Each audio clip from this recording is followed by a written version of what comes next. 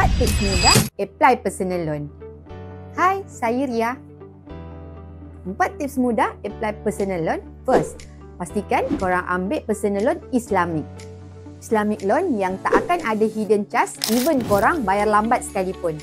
Dan loan Islamic tak semahal konvensional. Second, make sure 6 bulan before apply loan, payment korang dalam keadaan cantik dan on time. Contohnya, loan motor korang jangan ada late payment. Macam mana korang nak tahu if korang ada late payment? Boleh print out sikris korang. Ketiga, penggunaan kad kredit korang jangan melebihi 80% dari kad kredit limit korang. Contohnya, kad kredit korang limit 10k, penggunaan mestilah kurang daripada RM8,000. Jika penggunaan kad kredit tinggi, bank akan ingat korang ada masalah kewangan dan takkan luluskan aplikasi personal loan korang. Yang keempat, pastikan dokumen asas lengkap dan terkini bila hantar dekat banker. Contohnya IC, slip gaji, statement bank, EPF, EA form mestilah lengkap.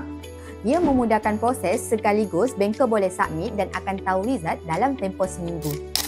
Kadang-kadang result lambat disebabkan dokumen asas yang bukan terkini dan banker susah nak proses terus.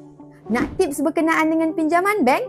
Tekan follow sekarang. Sehari seilmu, follow QL.